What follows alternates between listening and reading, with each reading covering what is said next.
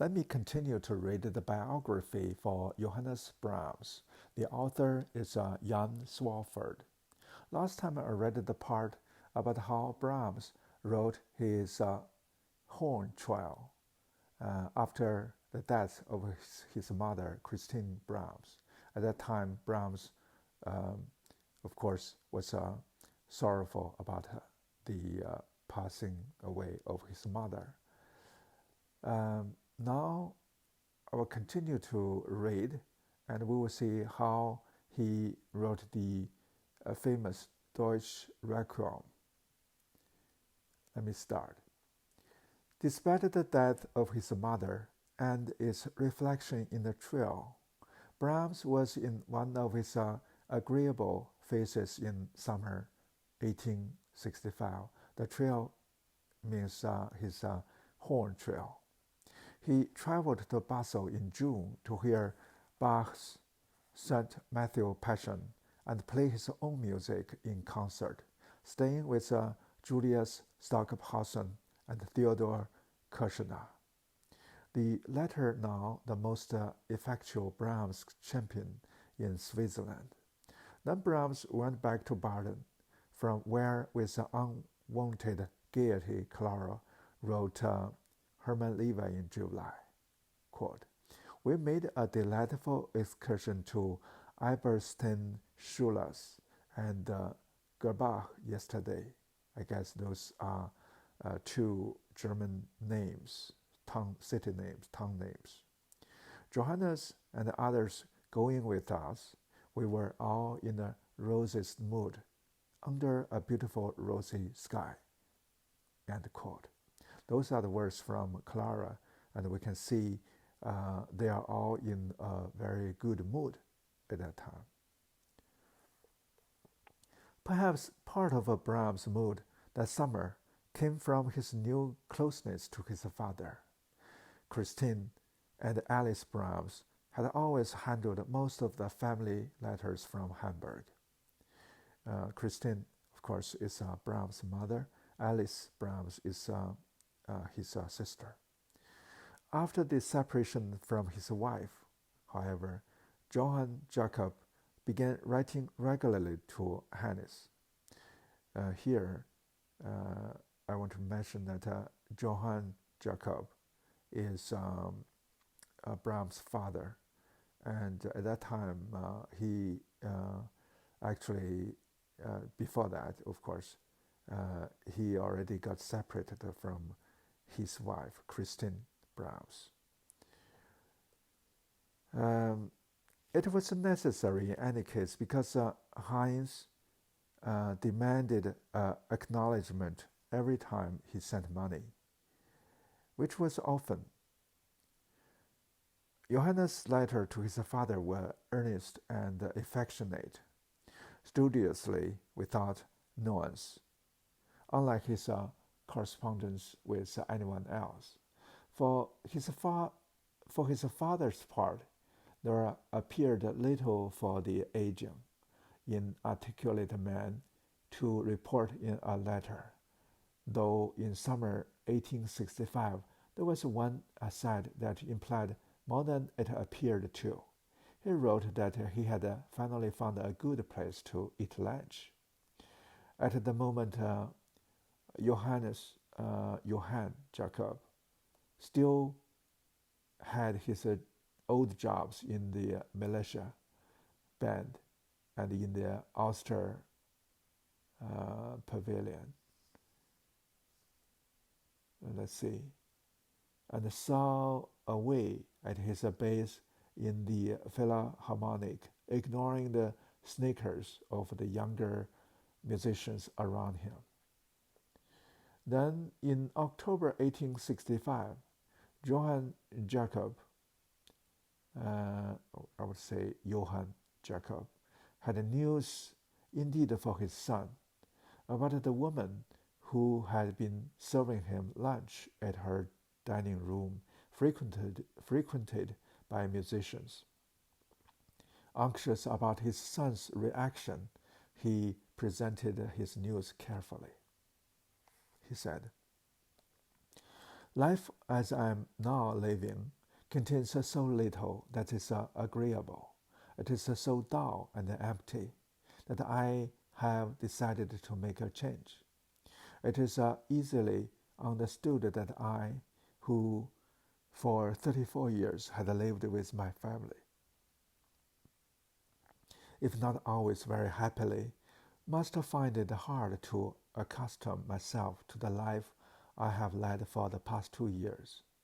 Therefore, if you think it over, you won't hold it against me if I tell you that I'm thinking of marrying again. She is a widow, a homely body, 41 years of age. I hope, my dear Johannes, that we shall we shall see each other soon, and I hope until then that you will think kindly of my intention, even if it surprises you.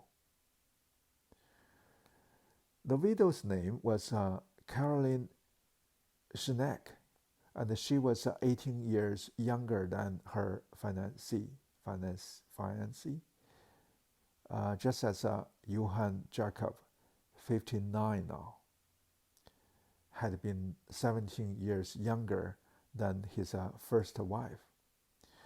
Abashed and uncertain about his proposing, Johann Jacob had finally approached the handsome widow with his transparent ruse. Quote, "You are a sensible woman, Madame Chenac, who may well give an old muddle-head a piece of good advice. I have a mind to get married again. Now tell me to whom." End quote. Laughing, Caroline had taken her cue and named herself. Johannes, astonished at the news, but never other than indulgent with his father, wrote in reply, "When I opened your letter and found 3 handwritten pages, I looked with some trepidation for the news that caused you to write that much. I was indeed greatly surprised. Dearest father, 1,000 blessings and the warmest wishes for your well-being accompany you from here. How gladly would I sit at your side, press your hand, and wish you as much happiness as you deserve, which would be more than enough for one earthly lifetime."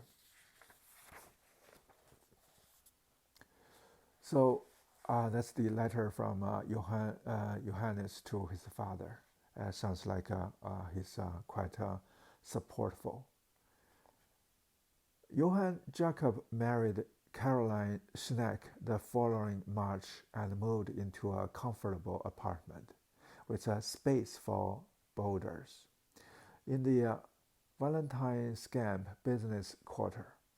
Once again, a room was reserved for Johannes and his library installed there. It turned out a fortunate union, which is not to say without contention. Despite his new wife's attempts to keep him to a tight budget, Johann Jacob was apt to cruise second-hand shops for bargains, coming home with pounds of honey or a pile of wardrobe hooks, and answering his wife's protests. Quote, "Well, I couldn't let it stand at the price, Lena." End quote. For all Johannes' consecration of his mother's memory, he formed an affectionate bond with his stepmother. Caroline seems to have been a staunch and straightforward sort, her cooking revered by Brahms Senior and Junior. Soon Johannes began calling her mother, Caroline's ailing son Fritz, whom Brahms dubbed the second Fritz, became a special concern and beneficiary of his tireless generosity. So we can see from here that Brahms is a very kind person to his family, at least. Uh, he supported his father's second marriage, and he seems to be in good term with his step brother, Fries. Okay, let's continue. By the middle of 1860s, Brahms could expect to see everything he produced in print, but he still could not rely on a given publisher to accept a given piece. In early October 1865, Hermann Levi wrote Brahms indignantly that Leipzingers Selmer Beck and Karl Reineck, advisors to Brandkopf and Hartel, I guess that's the name of a publishing company, had quietly sunk the G major sextet with that house. What does that mean? I'm not so sure. They considered the piece, wrote Levi, well music, Vile. What does that? Well music, that one should suppress. I guess they didn't like this piece. Clara also boiled about these machinations. In fact, Brahms had first offered the sextet to Simrock, who returned it. Simrock is another publisher name that we know that Brahms has a very good terms with. After Bradkov did the same, and backhandedly in the bargain, he never submitted anything to them again.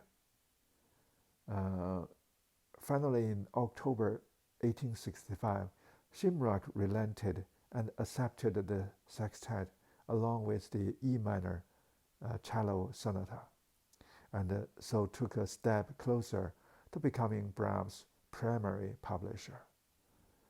At this point, though, Brahms also maintained a good relationship with the firm Reinter Bradman and with its eponymous proprietor.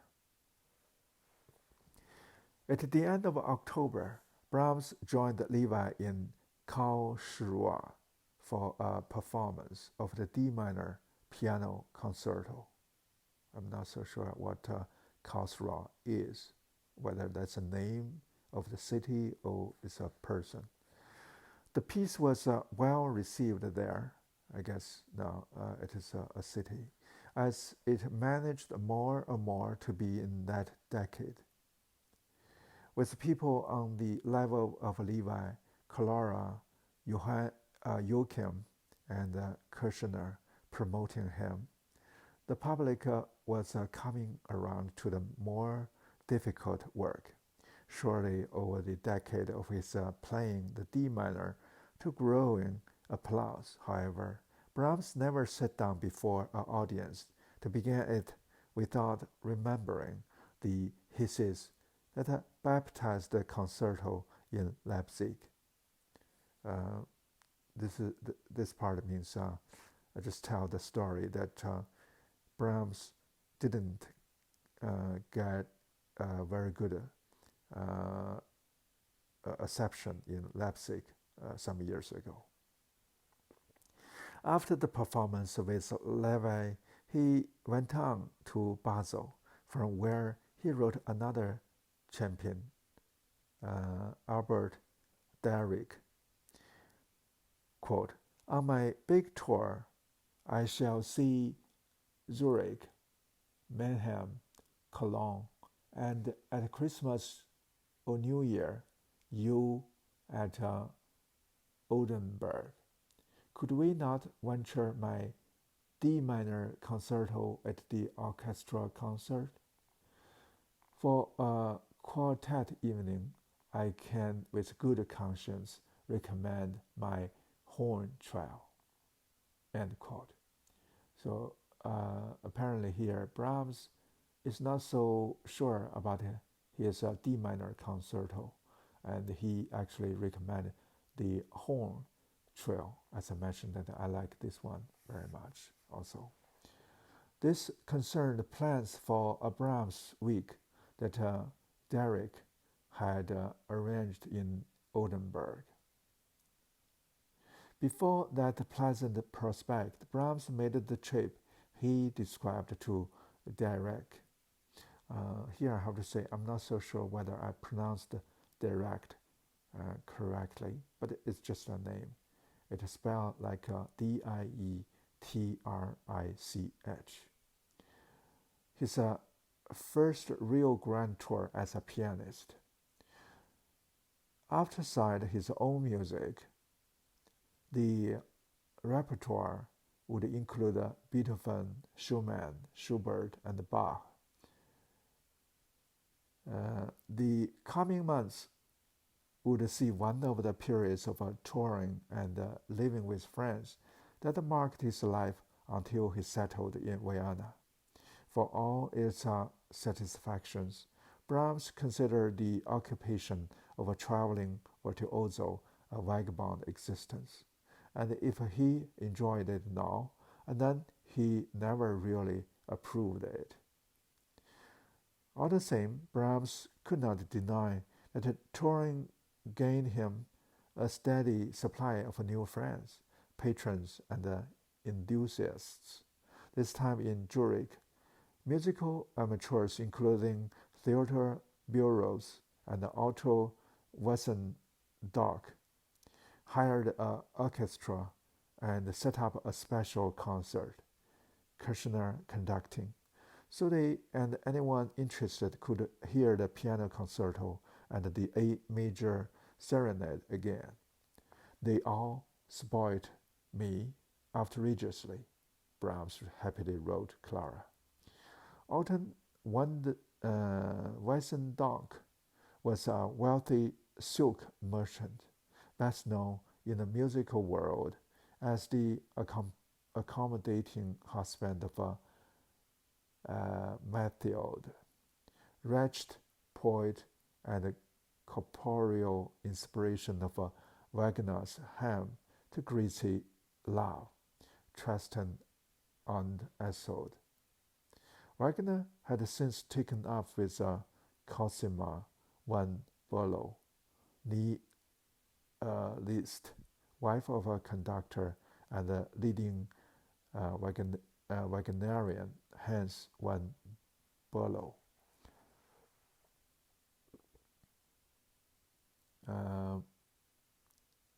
Okay, here I just want to mention that Bülow is a conductor who later will coin the name 3B, meaning Bach, Beethoven, and Brahms, who will become a zealot promoter of Brahms music. But at that time, he actually was supporting Wagner, and his wife was actually Liszt's daughter, Cosima von Bülow. But Cosima actually married to this person. Probably because of that, Bülow later on left that camp and joined Brahms. For all Mathilde Wesendonck's sorry that I cannot pronounce the name very well. For all Mathilde Wesendonck's persevering, if now platonic devotion to Wagner, she had no scruples about showering her platonic attention and her unfortunate poetry on Brahms. Besides, Wagner had given the Wesendonck's the original manuscript of Das Ringgold, which helped entice Brahms to their house.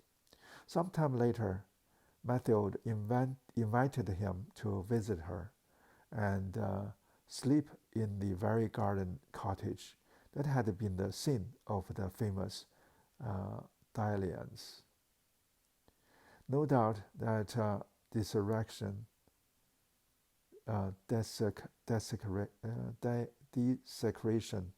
of their sacred bower would have made Wagner apoplectic, and no doubt sleeping in the place would have tickled Brahms enormously, but he never took Matthew up on the invitation. Theodore Burroughs, some 4 years older than Brahms, was a surgeon as well as an expert musical amateur. Soon he would be called to the University of Vienna, a nexus of modern medicine, where he joined Brahms' inner circle of friends and patrons. Already when they met in 1865, Burroughs was becoming one of the most acclaimed surgeons in the world.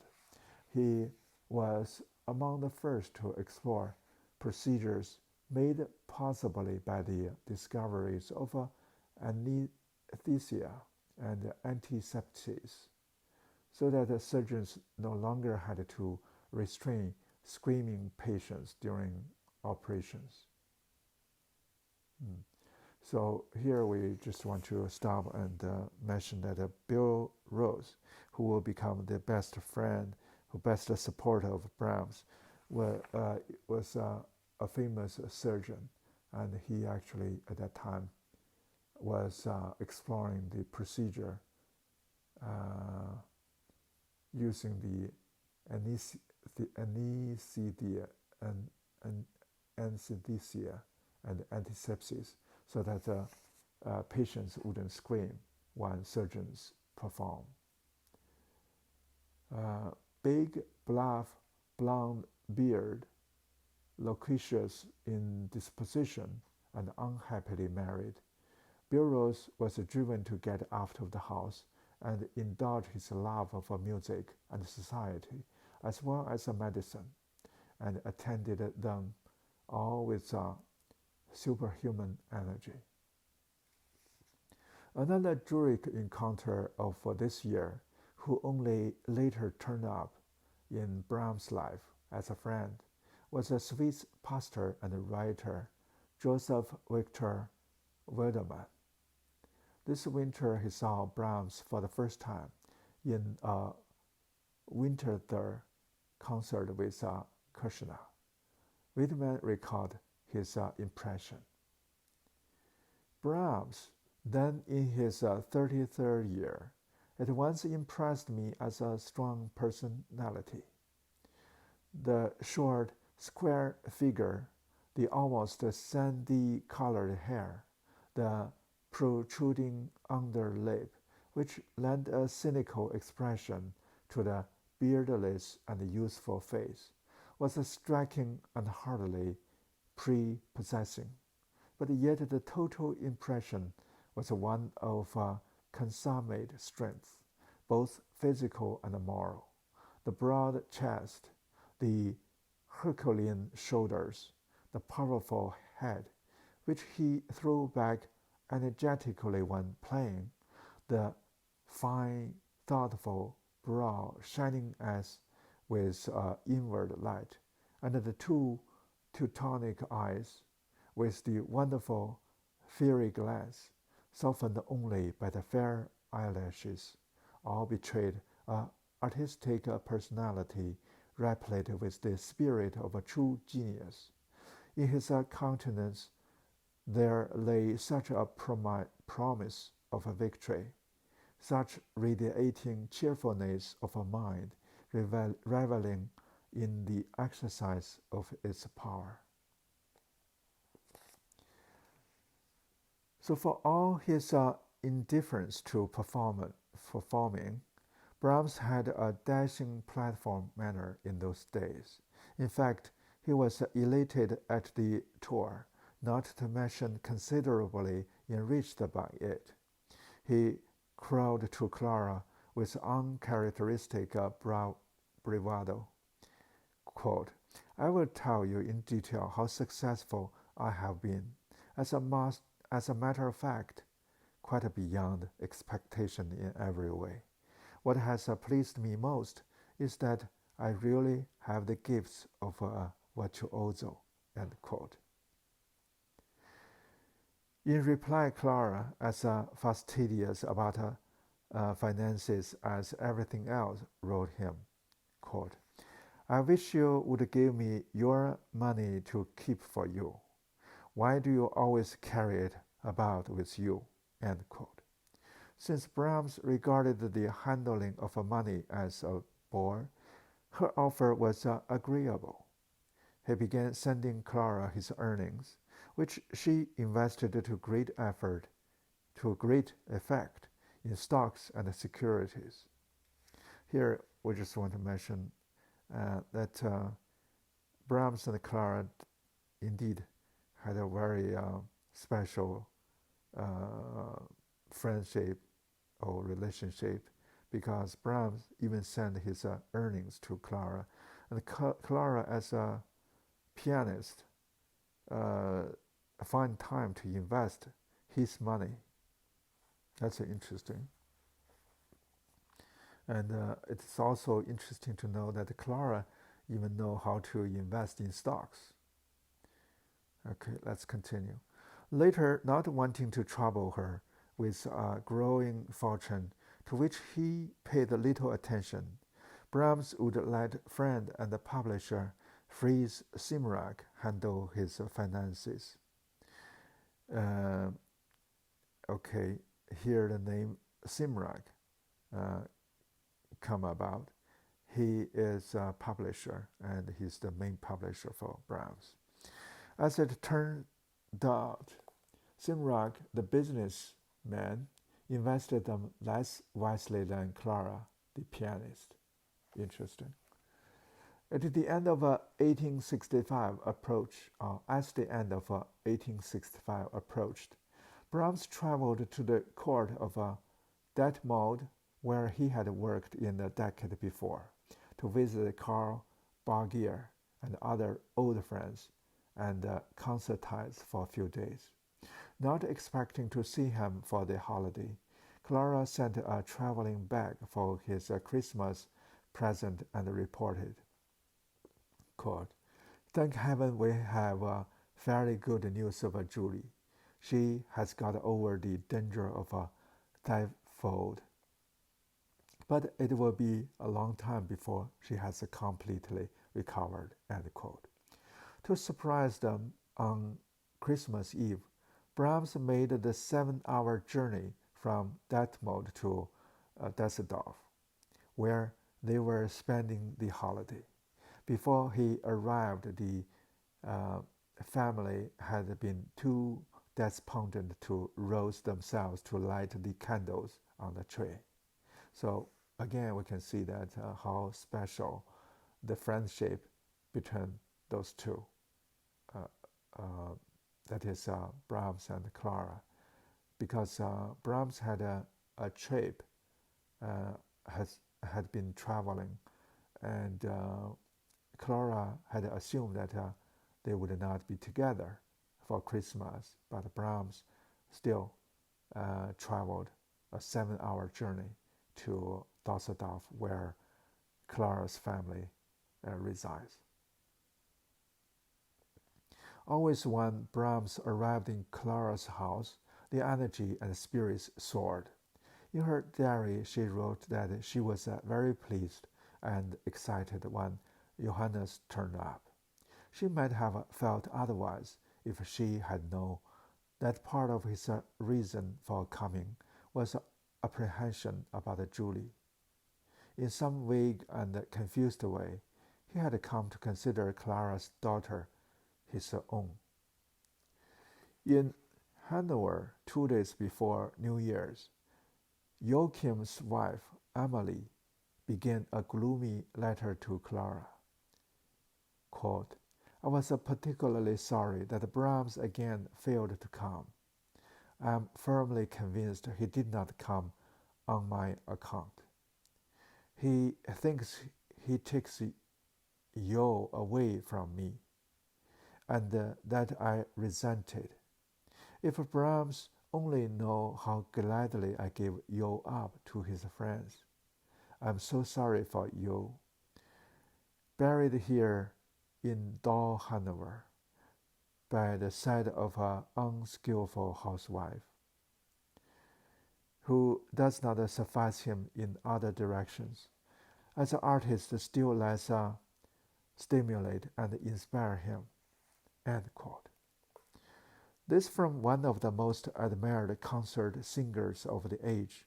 As Emily was finishing the letter, Brahms suddenly walked in the door, to both Joachim's delight. That's interesting again. Because here Joachim, the famous violinist, was not having a good relationship with his wife Emily. Emily is a accomplished singer, but here Emily was saying that Brahms may felt that he will not come to visit them, and because Brahms think that as a friend he took Joachim away from his wife, but actually Emily knows that there's nothing to do with Brahms, and Emily was saying that he's happily to give Joachim away to his friends, and she feels that even though she's a famous singer, she couldn't give the stimulation that Joachim wants. She cannot inspire him. But anyway, that's the background. Let's continue. In the coming year, after the birth of their second boy, Emily would come down with acute rheumatism that left her hobbling painfully on a cane. At the same time, she grew stout well beyond the already stout Germanic womanly ideal. Okay, so it seems that Emily is quite large or fat. Okay, and with her chronically weak health, she could no longer tour with her impatient yaw. As Emily's letter to Clara that Christmas shows, her husband was critical of her as both housewife and artist. Less than 2 years after it began, the Joachim's marriage was in trouble. Brahms' visit with them in Hanover was preparatory to a tour of Switzerland with Joachim, set for January 1866. Before that came the Brahms Week in Oldenburg that Albert Dirac had organized. Brahms manned the keyboard in the D minor concerto, horn trio, A major piano quartet, and works from his repertoire by Bach, Schubert, and Schumann. Then came the Swiss tour. One got a little crazed in a journey like that. The times on stage a blare of glory, otherwise hours and days of boredom in trains and hotels. During a post-concert banquet in Arro, Brahms suddenly declared that he and Joachim must divide the slack from their cramps. As the dinner guests cheered them on, the two began brigand style to alternate grabbing from a pile of double loons on the table until only one 25 franc pieces was left. I'm not sure what this I guess it's a game. Over that, they fell into a brawl, convincing enough that one guest fled the room and returned with a change. Brahms and Joachim theatrically fell on the neck of their savior. I'm not sure what this. After the tour, however, Brahms' zest for performing waned, and thoughts of a in Deutschem Requiem waxed. He visited Hamburg for 3 weeks, then headed for a stay with Julius Eliger in Karlsruhe to get back to work. This time he would keep at the piece until it was done. As we can see that although Brahms had a wonderful time playing piano, performing piano, but actually as a great composer, the best time he should spend should be on composing, and he also knows that, and he began to think about coming back to composing work. While he was on tour, Clara had written him affectionately, quote, "At last I am once again in my beloved Vienna, but you, dear Johannes, are not here. A thought that makes me sad, for Vienna seems to me almost like your home. Everybody asks me why you don't come." End quote. In Vienna, as in most places, her concerts had caused a sensation. When Clara did not cause a sensation, she might sink into depression. Meanwhile, in getting onto a stage, she had taken a bad fall and injured her foot. So it is interesting to know that the reason that later Brahms settled in Vienna may actually because of these words from Clara, because Clara was saying that for Vienna seems to me almost like your home. Okay, Vienna heard Clara in other ways too. She had planned to do Johannes's horn trio in a concert with Joseph Hammersberg, but what a hornet's nest of intrigue and pettiness I fell into. After some gestures at rehearsing the trio and the A major quartet, Hammersberg finally refused to perform either one. Furious, but needing the violinist for her concerts, Clara bit her tongue and substituted another piece, but she did not forgive. One cannot help thoroughly despising a fellow like a Hausmanberger, she wrote Johannes, trying to drive a wedge between him and a performer he needed even more than she did. He plays me the dirtiest tricks and then proceeds to crawl before you. End quote. Those are the words from Clara. No one of that was news to Johannes.